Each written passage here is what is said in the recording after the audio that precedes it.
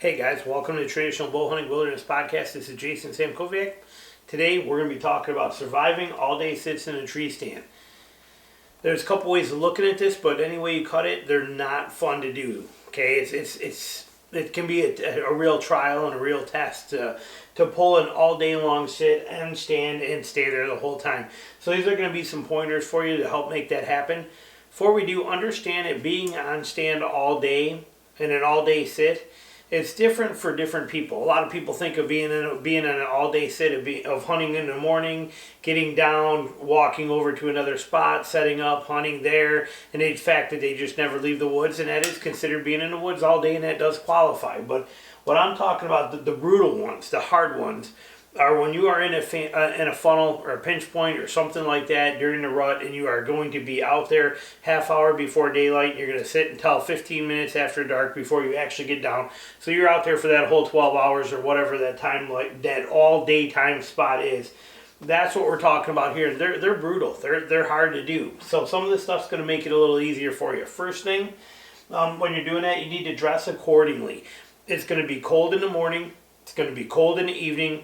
And it's going to be warm during the middle of the day, usually. Now, that does vary, but you want to make sure that you have the clothing with you. Now, if you're staying on stand, usually you can wear what you started with throughout the morning, in the morning and in the evening, but middle of the day, you're probably going to have to shed some of that stuff, or you're going to start to really overheat, even just sitting there. That sun's going to come up, it's going to start hitting you, you're going to start getting really hot, you're going to get uncomfortable, you're going to start sweating, so you want to be able to shed some of that stuff. So dress accordingly, meaning that what I like to do on the all-day sits is I'd rather not dress real heavy and bulky and real warm like that. I'd rather go colder, where I'm a little chilly in the morning and a little chilly in the evening and more comfortable throughout the day, and then I supplement that with chemical hand warmers. You guys, I did a video on the chemical hand warmers. Maybe I'll even link a couple down for you below, but I put them on my toes. I put a hand warmer one in my hand warmer muff or in my pockets.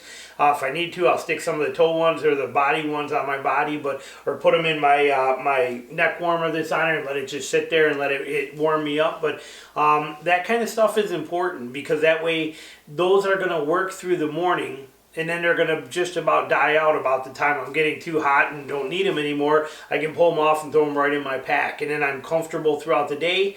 And for the evening, if I start to get cold, I can put some more of those on. So it makes it very easy and convenient to do, but you want to dress accordingly. Like I said, if you're not going to use chemical hand warmers, then make sure there's stuff that you can shed easily. So after the morning sit, you can take that, and after morning, couple hours goes by and it starts to warm up, you can take off a jacket or take off a layer, or it's easy enough to remove a thermal layer, whatever it is. But you need some kind of a layering system that'll let you get through that day where it's cooler in the morning, warmer in the middle of the day, and cool at night again too. So dress accordingly is important. Food and water. This one I think is essential. Not only do I think it's essential all the time, but I think it's really essential on an all-day sit. It's important to have that. I see these diehards. I actually read an article in one of the magazines. I think it was American Hunter or something like that, but I read a guy talks about, well, professional athletes on the middle of a football game, they don't at halftime go grab a sandwich. Why should you have to carry one with you when you're in the woods? Dumbest thing I ever heard in my life. And this was supposed to be by somebody that hunts. Makes no sense to me. Food and water, carry some, okay? Bring a lunch out there with you. I actually pack a lunch like I was going to school in middle school. I mean, I have a sandwich in there, I got an apple, I got a little bit of fruit, I got a little snack, I got, a couple little things. I put it in a bag, and then I always carry, if I'm doing a half-day sit, it's a 16-ounce disposable water bottle, or I'm carrying, if on an all-day sit, I'm carrying a 1-liter water bottle. Now, drink the whole thing out there. And it's important to have that, okay? It's going to help pass that time, give you something to look forward to, give you something to do, but you're going to be on stand for a long time, so bring some food and water with you. The right size pack is important as well too. I don't care who makes it, I don't care how good of a pack it is, just make sure it's big enough for you to stick some of the layers in, and to be able to carry your food, carry your water, carry some of the essentials you're going to need with you when you're out there. Like I said, doesn't matter which one, but the last thing you want to do is start taking jackets and stuff and sticking them and hanging places where when that wind's blowing, you got a shirt sleeve you don't know about that's flopping down there. And it's going to be a dead giveaway and draw attention to you to stand. So having a pack that you can put that stuff in and keep any of that stuff from flopping around is going to be a good thing. I have right here handy, just because using it for, or I always carry it with me, but I mean something like this EXO K2000, or I mean this Kuiu Venture 2300. This pack works really good. It's got a lot of room for all my stuff in there. You have the EXO packs, you have Kifaru, you know, Mystery Ranch. I just bought a Mystery Ranch pack. I love it. But even a simple Cabela's or your school backpack you use for college that's up in the attic will work. Just make sure it holds enough of the stuff you want in there, and it's going to keep it all from blowing around and give you a problem. And then confidence or move, okay? This one is key. The hardest part about doing an all-day sit is having the confidence, especially for when you don't see anything in the morning. You go through the whole morning and not see nothing. You're looking at your watch going, God, I got 8 hours left here and I can't move. And you start to lose confidence in that. If you don't have the confidence, it's okay to pull down and move. Or if, you know, that buck I killed in Kansas this year, I moved 3 times in one day. On an all-day sit where I planned to be there all day. I climbed up. I was in one tree an hour into the morning after watching 3 bucks go by. They were down. They were out of range, down from where I was, further down the hill. I dropped down, moved over there, got up, set up, and relocated. Then after that, seeing just little ones there, knowing that the bigger ones would be down further, which I didn't even realize till I was up there and I could see that hard edge. I dropped again to, you know, right before daylight, the last hour of daylight. I dropped down and moved over there because I couldn't get there earlier because the way I wanted the thermals to be, the way the wind was blowing and the way the thermal activity was. So if you don't have the confidence, don't be afraid to move. It's still considered an all-day sit if you want to. Like I said, to drop down and make that happen. But if you don't have it, make sure you're moving for it. If you're comfortable and you're in the right spot, you know it's a perfect spot, it's better to not move because that does take time. And that's a lot of time. When I made that one move from the first top spot down to where that travel was from those other deer, as I was walking there and I had everything repacked up, and I had it packed very loosely because of the fact that I knew I was only going a 50-yard move and shooting back up a tree. But when I was there and I was standing there trying to figure out what tree I was going in, because the one that I had picked from the tree stand with my binoculars that I was going to looked good from there, but when I got to it, it had this really bad lean to it, and it wasn't going to work for where I wanted to shoot for where the deer were. So I got there and I'm looking, what tree? I had a nice big 6-point coming right at me, and we're talking about a Kansas 6-point. He was not little. And he came right up and he's standing there, you know, I got my bow leaning against the tree, I got my sticks in my hand, I'm getting ready to go up there, and I got this buck comes in and he's standing there 10 yards staring at me, doing one of these, looking at me. So it's risky to make a move. Things can happen, especially during the rut, at all hours of the day. That can be real tricky for you. So, you know, if you got the confidence, hold it. If not, then, like I said, move. It's an option for you. Also, on an all-day sit, there's nothing wrong with dropping down and stretching. I've done this before. I don't do it now anymore, but when I first started doing all-day sits, this was a lifesaver.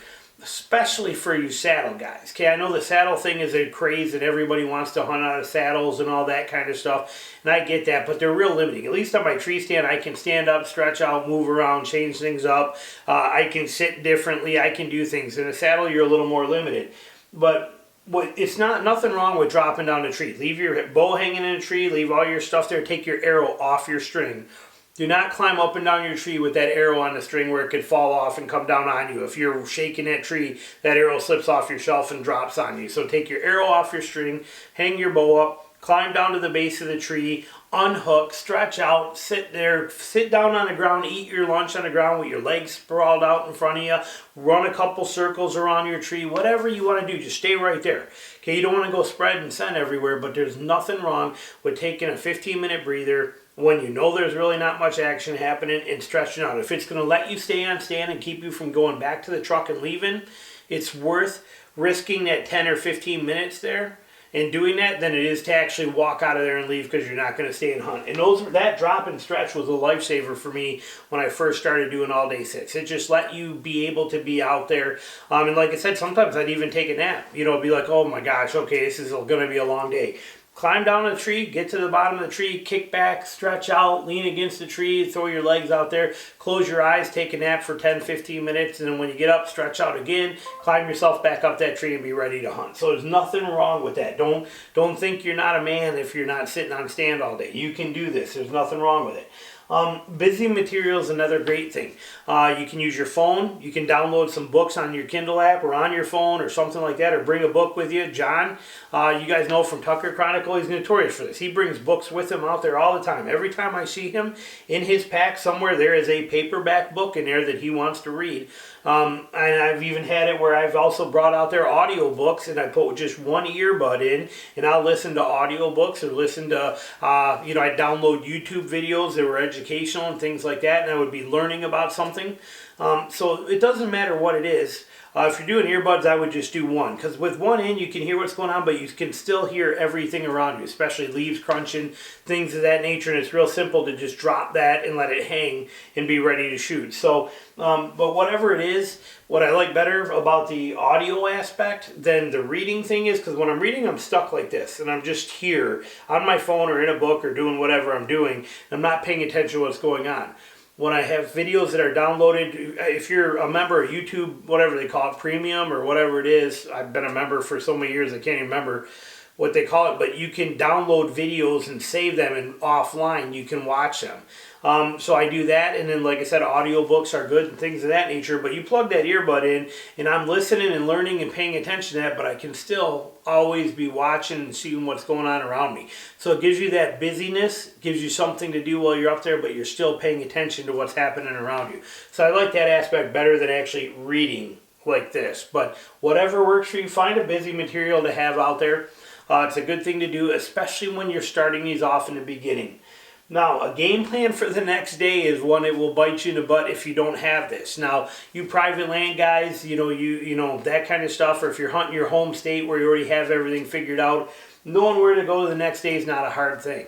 But when you're doing like I do, and during the rut, you're traveling to all these different states, and you don't know where you're going to go for the next day, this is a good time. While I'm on stand, I'll actually look at maps, figure things out, look at the wind direction, and I'll figure out, make a plan for what the next day is. But if you're not scouting, if you're going to do an all-day sit, a lot of people don't realize that they're not going to scout at all for the next day, so they may not have any idea where they're going to go or what they're going to do. So if you're going to be sitting on stand all day, make sure you already have your game plan in order for the next day, so you're not caught off guard or sitting there when it gets dark out going, hey, well, wait, now I got to sit here again tomorrow? I sat here all day today, and I barely saw anything. I don't want to sit here tomorrow. I want to go somewhere else, but I can't go anywhere else because I didn't scout anything today. I don't know where to go. I don't know what to do. So have that game plan in order for the next day before you plan on doing an all-day sit. Next one, last one, right stand or a saddle. This one here is more towards, I want to just put it as that it doesn't matter who makes it. You guys know I'm a huge fan of Lone Wolf stands. I love their stands. I use them constantly. They're very comfortable for me. I don't hunt out of a saddle much. Now, John, on the other hand, John Tucker from Tactic Saddle, you guys know, he will sit in that saddle for days on end. 7 straight days, all day sits, and he will stay in that saddle completely comfortable and love it. Makes a very comfortable saddle. Whatever your setup you're using is, make sure it's going to be comfortable for you. For me, that Lone Wolf has the right seat height.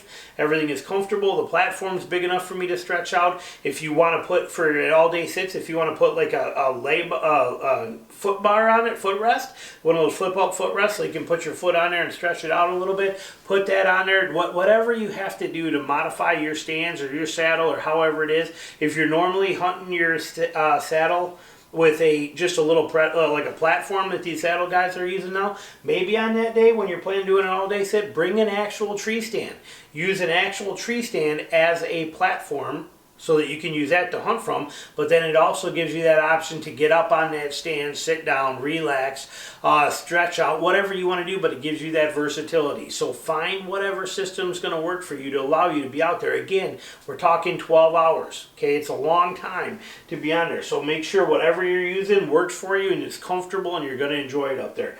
But that's how you survive an all-day sit out there. They're not hard, but they're not easy.